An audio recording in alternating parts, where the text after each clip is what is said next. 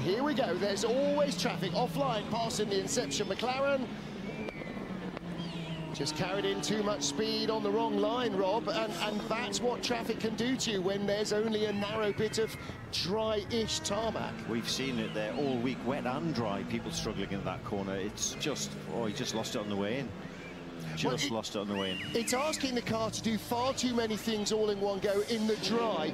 You're honking on at almost maximum speed in top gear, uphill through that right-hander, trying to get the weight off the left-hand side of the car, straighten it up on the nose, turn it to the left so the weight goes to the right. I mean, and in the wet, there's just not the grip. We are checking, stay focused, all okay. Could that be the defining factor? Could that be the moment? I didn't hear that because there was a problem with my panel. What was he saying? Didn't hear it. He was asking whether or not there was a problem with the car, and so they're saying we're checking. Oh, so right. He was apologising. He was basically he's putting his hand up and saying, "I'm sorry for that." But actually, the team said, "Well, there might be a problem," so they weren't really sure why it had happened. So, look, he just needs to get his head down and don't make that mistake again. Yeah. Don't let the paranoia come in. Don't let the paranoia come in. Just keep your head down, go out and win this race. And right now, Toyota are well placed. Their cars are in 2nd and 5th position, and they are looking as strong as anything else out there. Here's Manthey EMA with the Iron Dames, Michelle Gatting, the Lamborghini behind. This is not for position. The leader in GT3 is a lap ahead, if I'm not reading that right. Correct. Yeah. And the Iron Dames have actually been passed now by the number 44 Proton Mustang. So Mustang sitting 3rd and 4th. It is Porsche who have dominated today in LMGT3. Then the surviving BMW, then 2 of the 3 Mustangs that started this race. And Bruce Giovanni reporting from the pit lane that it is raining more heavily once more. Which is probably not really what anyone wants to hear, especially not those who are now moving away from their lunchtime meal and baguette towards the grandstands, towards the spectator banks, towards their viewing positions, because everybody wants to be trackside as this great race finishes. Remember this number, 14 seconds that spin cost Jose Maria Lopez. Ooh. Now then, Here's another question. How much gap does the 50 Ferrari have to build to re-emerge in the lead? It's kind of my point. That is the kind of incident at this stage of the race that could have massive effects at the end of the race. Well, you remember the off for the number 8 car with Real Hirakawa when he just skated off briefly at Arnage in the final hour. That took the pressure off the 51 Ferrari last year. Will that do the same for the 50 car? 51, last year's winner, by the way, a minute off the lead in third, and only 13 seconds away from making it a Ferrari 1-2 right now. That's the other point, which is it has pulled the number 51 car back into contention with the Toyota. All of a sudden, twice as much pressure. Crikey. See, that's why people like this race, not because it beats you senseless, but because it is always full of intrigue. And if you're watching this for the first time, is it always like this? Actually, Rob Bell, kind of it is. Anyone I've ever especially here. So yeah, it's one of those things that and even sometimes when you think you've broken it and you think, oh, I'm just into that morning stretch, the car's going well, there's always a sting in the tail. Nobody that was here that year will ever forget the finish in 2016, and we're not going to pull his tail again with that Davidson as a key part of that drama on the final lap. Yeah. And everybody said it'll never happen again. And then what happens 5 years later in LMP2? The same thing happens again. The lead car retires on the very last lap of the race. So Nicholas Nielsen here, he's into his 13th lap of this stint. So actually, if he finishes this lap and he does another 13 laps in his last stint, he might only have to do one more stop. Wow. Wow, sir. Wow. And the longer it remains wet and the full throttle running is lower and the lift and coast is more acceptable because top speeds aren't quite what they were, the closer he gets to that window. Oh, I would love to know in the 50 Ferrari camp how close they think they are. Is the rain going to save them? Well, careful, that's 183, trying to stick his nose in under the Mustang. The rain plus any real caution, very well good. That's really interesting. That's the first 13 lap stint he's done of the race. He's going to come in this lap, 2% left. That's not enough to, it's barely enough to make the pit lane, but wow, what a job. Is that the race-defining stint from Nicholas Nielsen? Is it the super-fast Dane who's been promoted into the hypercar squad, who's perversely got the carpet slippers on and saved enough fuel? Now, if they come up a lap short, then that will be very heartbreaking. But you can only do what you can do with the cards you're dealt. You have to go for it. You either win or lose this race. No one cares who's second, so, you may as well go for it. But the way I'm seeing it is he could potentially, if he does another 13-minute stint at a 4-minute lap, that's 52 minutes, and we're down to 51.31. So, fresh wets surely will go on as well. You're not economising on the wets. 37 is off sideways, and that is Cool Racing's Malte Jakobsen. Struggling to get the car going. 5 seconds by the way before it's pitched up to half 34. Hostel, second place in this race in LMP2. Oh no, that's Kamanolak taking advantage and going off. Fuel but no tyres for Ferrari. They are gambling on track position. Ooh, they really don't need it to rain heavily. Done pit lane. Jose Maria Lopez meanwhile in the Porsche curves now. This is a critical pit stop for the Ferrari squad. 51 took the win last year. 50 would dearly like to match that. Now, no tyres. The disadvantage is the wet weather tyres will be worn if it gets wetter and wetter. And they're worn anyway. The advantage is they're hot. There's no extra time lost on warm-up. And that might be the difference between being close enough to the Toyotas to jump them when they pit. Everything now, everything is about time and track position. 7 car coming through to take the lead. Wow. So now, what is the gap going to be? And is this going to be close enough, Rob Bell, for Nick Nielsen to get this car home? I think they think that they've got this one. I think they think this is their last stop, and we know the second car has to stop. interesting. Isn't it just edgy, edgy stuff? There we go, 100% energy, 99 for the 50 car, halfway through the stint for all of its rivals. The one who's going to go furthest rather, is 8. Sebastian Buemi's car, which has got 53% energy. Or the Lamborghini. Imagine if we get a running out of fuel last couple of laps. Could the Lamborghini come and make it into a top 10 position ahead of the 94 Peugeot? Who knows? It's going to be a crazy final 49 minutes. So the Gazoo Racing lead. Need to stop again. The 51 Ferrari, 15.8 seconds back. Needs to stop again. Nicholas Nielsen, 2.6 seconds back. We don't know. It's going to be very edgy indeed as to whether or not they need to stop again. Lawrence Vantor in the 6th Porsche Penske Motorsport car, 12.5 seconds back and sitting to wait and see what happens ahead. In LMP2, United Autosport's Ollie Jarvis leads by 39 seconds from the 34 Inter Europort car that will serve another 5 seconds in the next pit stop. Edex Sport in the 3rd position place. Miguel, pit stop for those 5 seconds, which is costing position. It's super tight, the rain is coming back. How do you feel?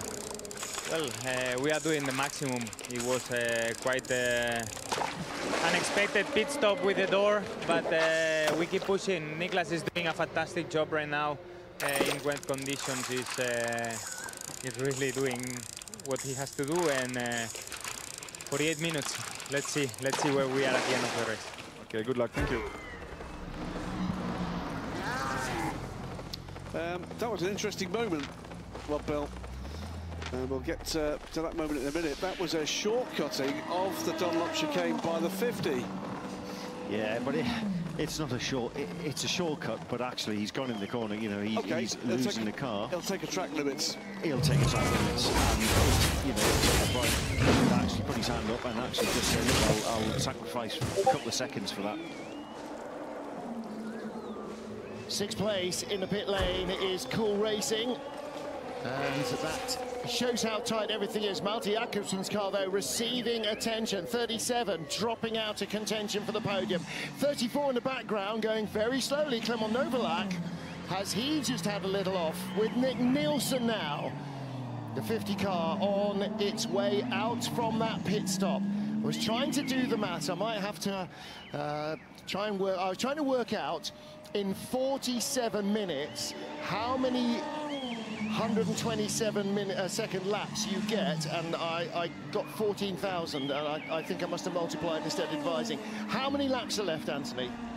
Anthony, go and put a headset on, and you can, instead of waving things at me that I can't see because my eyes are too poor, you can have a chat and we can carry this through. We have the combined brains trust at the moment of Karen Chandok and Anthony Silva.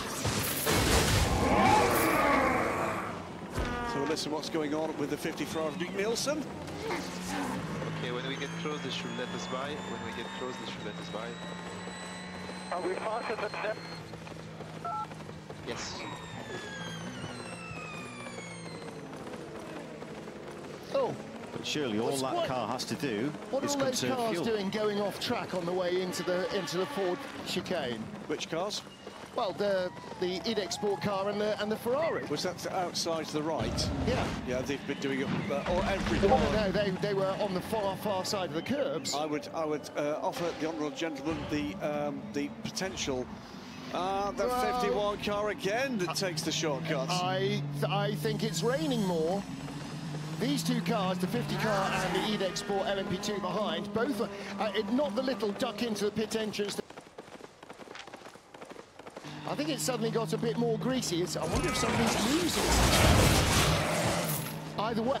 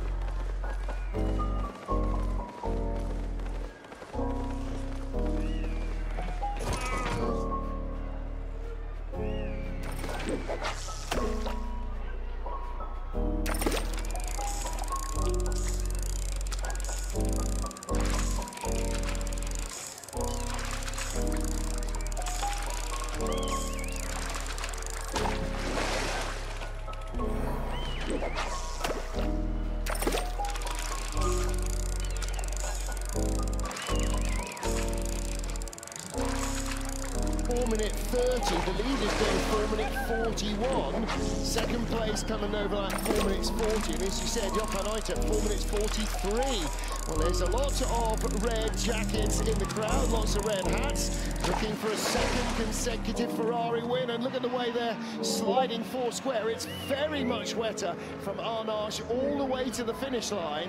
3 more seconds taken out the lead by Jose Maria Lopez. It's 33.9 seconds with 21 minutes left. And that was despite that little off as well, that excursion in Mulsanne. The problem is 20 minutes at 4 minutes a lap is 5 laps. He needs to be at least 6 seconds a lap quicker just to catch the leader.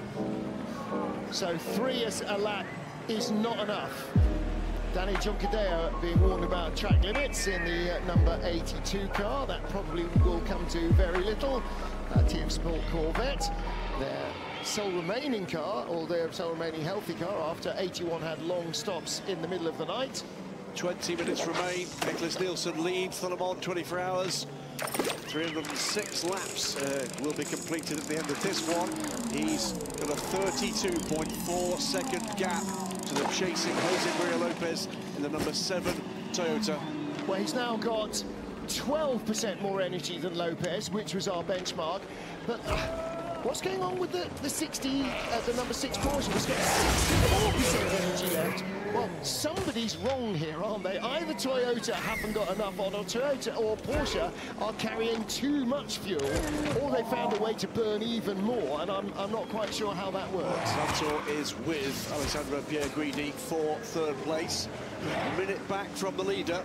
Yeah, it's only a matter of time until he overtakes Pierguidi, because he's on much fresher tyres, around 10 laps fresher, and that makes an awful lot of difference on a circuit this long. Plenty of traffic here to deal with as they come through the second chicane on the Mulsanne straight. Bit of a step wide from the Ferrari as he gets the power back in. But Vantor straight on it, cruises by the Corvette, and now trying to get onto the tail of the 51 Ferrari. Should be 4 more laps after this. 20 minutes of racing to go after 23 hours and 40 minutes. Greedy on the braking zone into Mulsanne. It's such a slippery corner here, and Vantor, see that, maximising the full width of the circuit, dipping some wheels over that white line right up to the gravel before turning in. So close now, isn't it? He's just reeling him in, hand over fist. Pulled out the slipstream there because he just get a beady eye on where the Ferrari was and the ball spray in front. Because although we can see, when you're behind, it's like following a truck on the motorway. You're absolutely blind in all that water.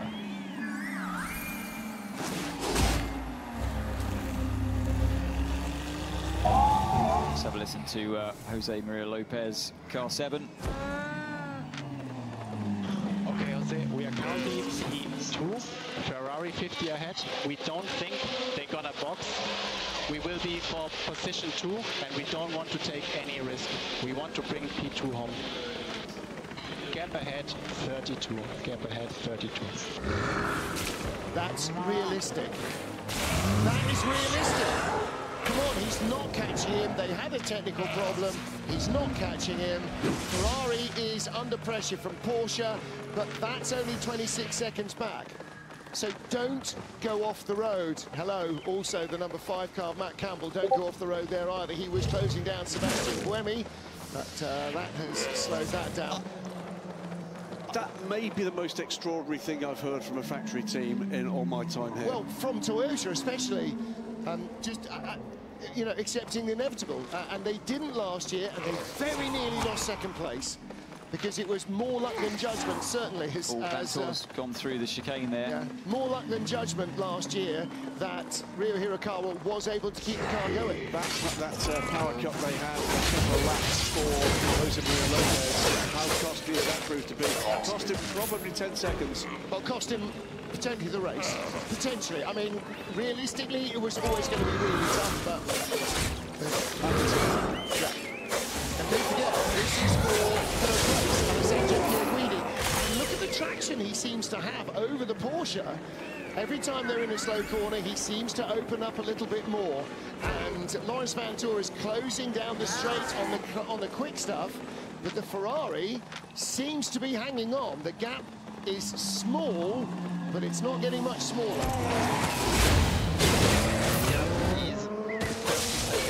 The gap is 30 seconds, so we can lose 5 seconds around. Hey, mate, don't worry. I have traffic. Don't worry. It's okay. Sounds fully in control, doesn't he, does Nick Nielsen? This kid. How can you be so calm? Don't worry, I had traffic. It is, leave me alone, I know what I'm doing. But from a driver without that colossal advantage of having been a world champion that Kimi Räikkönen had. Let me tell you something about Nick Nielsen. Ferrari Challenge champion back in 2018. From there on in, for the next 4 years, he won at least one title a year with Ferrari, AF Corsa, or both, before joining this programme. And he's the classic ladder of success. One in Michelin Le Mans Cup, one in European Le Mans Series, into the World Championship, into Hypercar. Bang, bang, bang, bang, bang. And he was always the young kid that was being dropped in with favoured gentleman drivers and giving them, you know, the boost in performance and helping coach them. He could have a big, long future with Ferrari, this boy, no question. Yeah, but just let me go like this, mate, because otherwise it's too difficult. Just let me go with the flow, okay? No problem, go for it. Yeah, just let me go. He's in the zone and he doesn't want to be disturbed, so it is, like I said, you mentioned Kimi Räikkönen and that famous message, leave me alone, I know what I'm doing. He's comfortable, he knows what he knows where the grip is, he's in the flow, doesn't want any disturbances, and he was comfortable enough earlier on, wasn't he, to put the wheel on the curb even through the Porsche curves there and have a little slide. And it's just how you have to be in these conditions. You have to let the car move around and feel comfortable with that. As soon as you start tensing up, it's a bit like, I use my kayak reference again. If you get into one of those kayaks too tense, you're going in the water. You need to let it move around and accept that that's what's going to happen. As soon as you're tight in there, it's the same in a racing car, especially in the rain. You've got to relax, and that's how you'll get the best out of the car. And you think about Senna at Monaco, comfortably in the lead in the McLaren, binged it in the barriers at Portier because he drifted off. Not literally, but that ultra-sharp edge had gone. And Nielsen's absolutely right. What every racing driver always says, you've got to drive the car fast. You've got to keep it in its window. And then if you have to on the last lap, you can put it into Potter home mode and chunter. But again, look at Pierre Guidi. Vanthoor just can't get to him. Pierre Guidi is driving out of his skin because he wants to be on that podium again. I'm surprised that it's like the wetter the circuit's got, it hasn't really helped Vanthoor's quest to try and catch. He was catching, wasn't he, on the sort of damp conditions. Now the rain's really chucking it down. It seems to be suiting the Pierre Guidi's car a little bit more once again. 13.5 minutes. Niklas Nielsen out to Tertre Rouge onto the Mulsanne straight. But you can't forget the job that the other drivers have done in that car as well. Molina put in some epic stints, but for me, Fuoco in the dry, every time I looked at the lap times, the average stint times, his decisive nature and how he got through cars in the dry, he really put that car 50 in the lead. I think his stints after the middle of the night safety car that went on forever, he really grabbed it by the horns, didn't he, and just absolutely surged forward, overtook the car 83, overtook the Toyota. He was on an absolute mission. Ollie Jarvis straight on at the chicane in the LMP2 leader. He's got a lot to play with, just 17 seconds. You saw in the United garage, lots of crossed fingers. There will be in every garage that's got a car running. I don't care whether you're first and last. Now it's about getting the darn thing to the flag. There's the Inception McLaren, just staying ahead of Manthey EMA's Richard Leeds, the orange and black Porsche that leads GT3, about to put a lap on the pole sitter. Quick conflab in the Toyota team. Well, they've already run the white flag up, but is there anything else they can do? You know, they've just said to Jose Maria Lopez, just bring it home safe. It's likely his only drive with the team this year in Hypercar. But he was so hard into that second chicane, he almost went off there. So I'm not quite sure the message went through. Well, still 28 seconds back, you're right, he is lapping quicker. 2-3 seconds a lap quicker, but again, It needed to be 6 or 7. And that period, when we saw Brendan Hartley, Sebastian Buemi go by him, and he was clearly not at speed, that was the period, that lost time, that lost 10 minutes, might have made the difference between being able to win this race and not being able to win this race. And that was not driver error, that was just an issue with the car. Yeah, a lack of power, they said. So, or they said that you've got power back, you got full power back. So, I've never heard that message come through before. No, I'm assuming it was hybrid related rather than ICE, because it didn't seem to be misfiring in any way, but you can never tell. With electronics, it could just have been misfueling it. And maybe that's why they had to put in so much petrol, because they didn't have enough. Petrol? Oh, enough, no, enough electrical energy to... So they've got some energy left. Well, he's on a kilojoules target. It's the new language, everybody. But nevertheless, Nick Nielsen is driving the car as if he's got no fuel cares in the world. Enough energy just about to make it through. Problem for the 33 and where is It's down in 7th in the LMP2 running, but would have been on, is on the podium in LMP2 Pro Am. They will have a podium. It's Lawrence Herr at the wheel of that car, I think, is okay. That's got that car rolling again. It's not having a DKR type race, is it? They're normally so good. 10 minutes to go now, and the gap 27 seconds. It's not going to be closed. We've heard from Tota they want to come home with 2nd place. I don't think there can be any complaints about the performance balance in this race at all. It hasn't really come down to BOP, let's be fair. 100% has not. Well, there is no BOP. Cars are all equal. Nobody's had anything added or taken away from how they designed the car. So they are running their cars exactly as the designer wanted to. Well, that was close. Number 2 caddy with Alex Palou. Just tripping over, is that Stoffel van Doorn? Stoffel van Doorn and Nico Muller, either way, one of the 2 Peugeots. The 2 Peugeots are running 11th and 12th. And for me, actually, that's maybe one of the stories of the race. How disappointed the team must be with that car. Okay, it's reliable, it's had no dramas, it's had no pace at all compared to almost any of its rivals. The Lamborghinis have been at least as quick, the Alpines were comfortably quicker. It's barely ahead of the Isotta with far fewer resources. It's really not worked well for them. You know it, but we need the 10 track limit now. We need the 10 track limit. Come on, Nick. Come on. Right, but we cannot proceed at this track limit because it's not. It's the end of the motorsport. Okay, so please just not do it again. We have 4 seconds gap. We need this podium for everyone here. And for us, for the championship. Double point here. Come on. But actually, that is the key thing. Don't forget, the number 50 and the number 51 have scored barely anything all year. They really desperately need a big point score. The problem for them is number 7 is between them. But if they don't finish on the podium and they drop behind number 6, which has also had race wins, then they're going to be in really big trouble. Number 6 is our points leader. But both Ferraris desperately, and Ferrari's a manufacturer, desperately need the points. And as the engineer said, and it's double points. So stop whining on about track limits killing motorsport and just get the car to the line and on the podium. 8 minutes. Ferrari on their way. Are they? With 8 minutes to go to take a consecutive win. If they do, if you add in the class wins, it will be the 40th win at Le Mans for Ferrari in their history. 11th overall win. It will be 3 brand new winners of the 24 Hours of Le Mans. The 3rd Danish winner.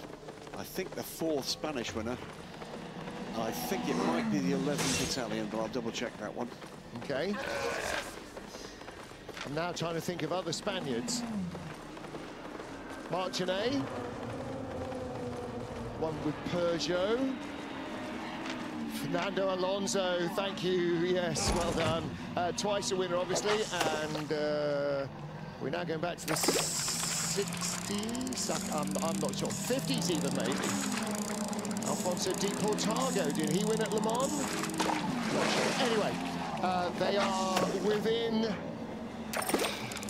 within the really dangerous getting your hopes up territory.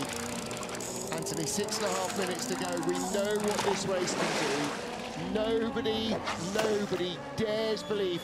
Never mind when the fat lady sings, they wait till the fat lady takes her third curtain call, and then you start to believe. When you're underneath the podium, when your car gets to you, I mean, look, Miguel Molina, he can barely breathe, never mind think about winning Le Mans. Yeah, the expression says it all, doesn't it, really? 3 wins, 2 winners, so we've named them both. This Molina would be indeed the third for Italy. 13 drivers, 20 wins between them. And for Denmark, it's 10 wins, 9 of which, of course, are for Mr. Le Mans himself, and 2 previous winners. And they would have deserved it as well last year. They were super quick. They were on pole, in the hyper pole, with the 2 incredible laps from Antonio Fuoco, and had the speed the whole way through the race, of course. It was the sister car that won the race that day. So kind of a bit of payback from their side of the garage, I guess. For United Autosports, they will join a very exclusive list of teams that have won LMP2 here twice. Jota under their own name and under the Jackie Chan DC Racing banner, and Signatech Alpine. Yeah, Signatech twice. And of course, it wasn't just United Autosports, it was the 22 car in their purple patch, where they won Le Mans, won the World Championship, won the European Le Mans Series as well. Manthey look set to take wins in 2 different classes in GT racing. GT Pro winners, of course, as the Porsche factory team and the Manthey EMA squad too.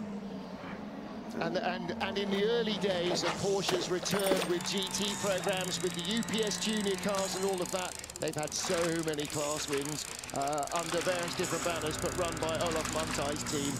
And AF Corsa, by the way, stand at the point where they will claim, I think I'm right, class wins in 4 different classes at Le Mans. They've won, of course, in Hypercar last year and again this year. They've won in GTE Pro, GTE Am, I'm pretty certain they've won, and now in LMP2 Pro Am.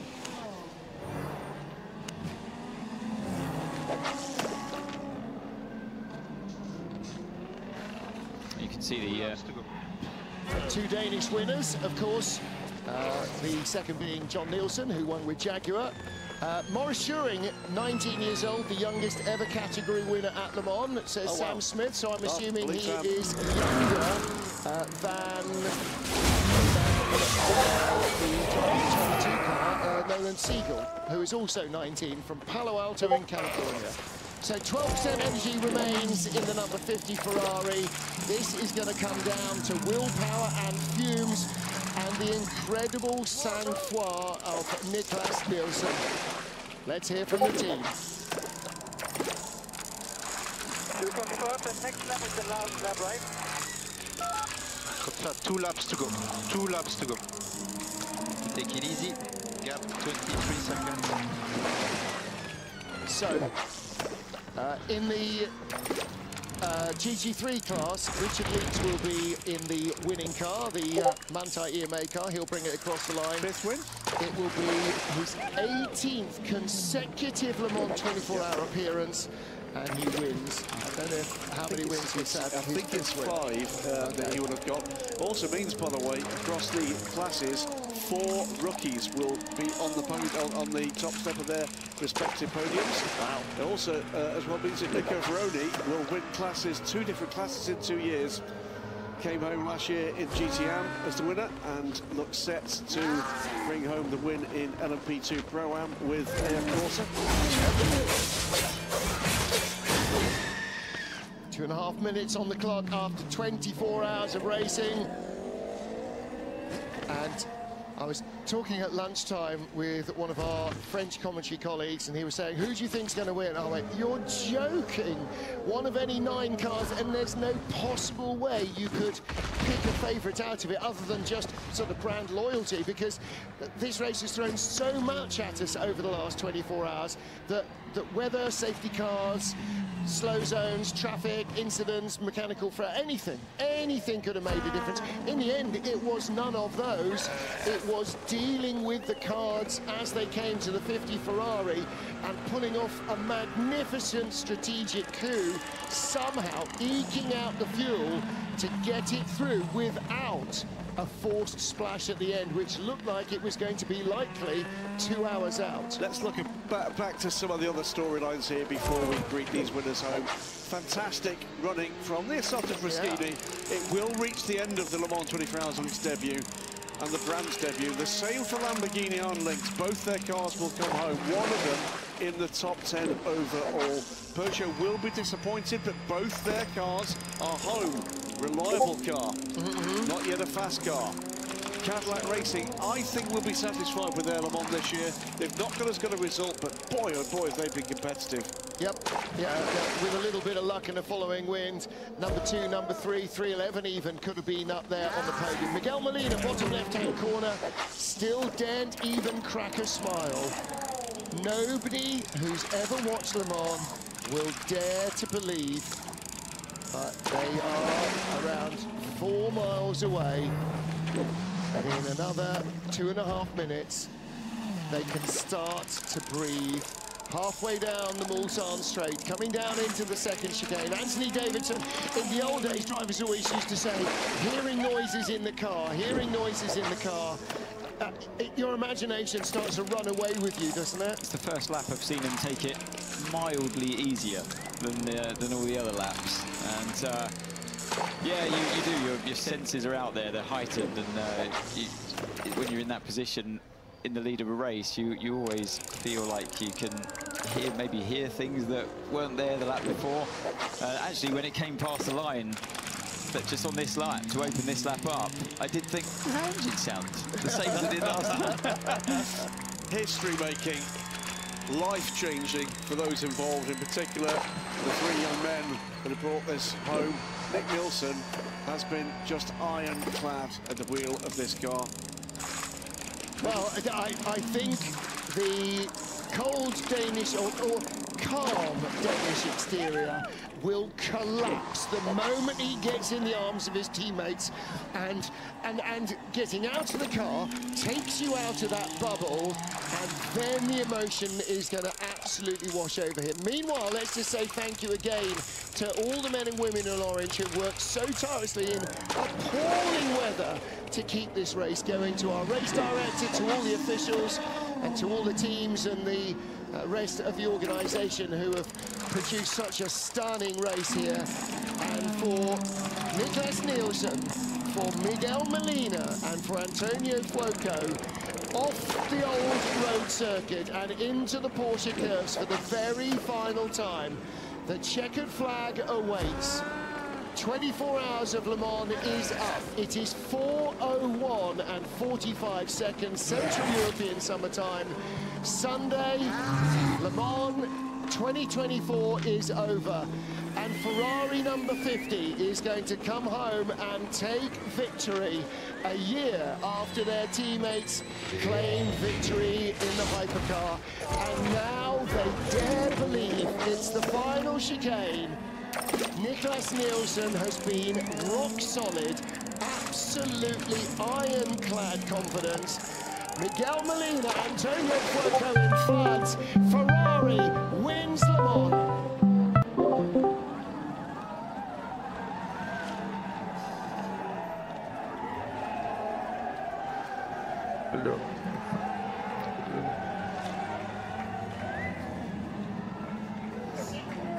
Second place across the line, Jose Maria Lopez, Toyota Gazoo Racing.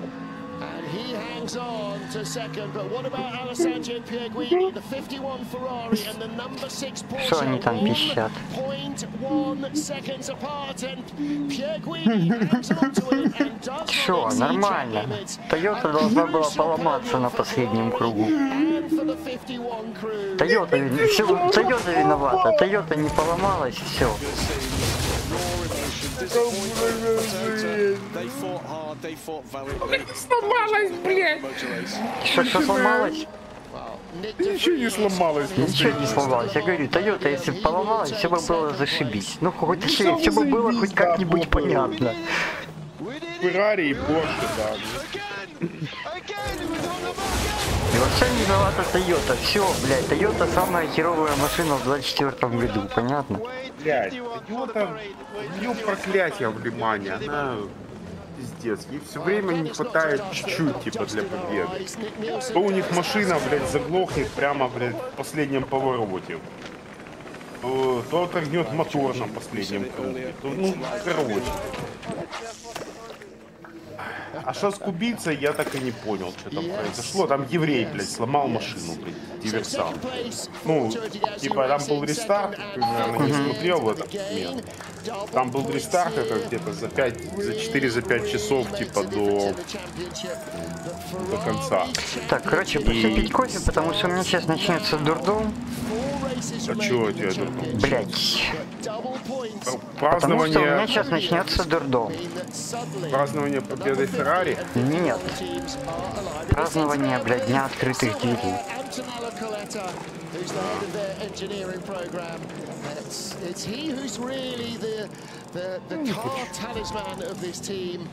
Но я микрофон выключаю, потому что будет черти что.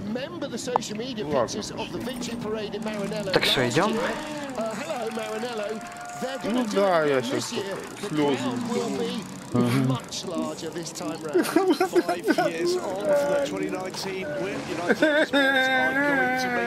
Так, все, давай. Все, я выхожу, я быстро. Congratulations! It's amazing. I saw tears. Can I have a few words, please?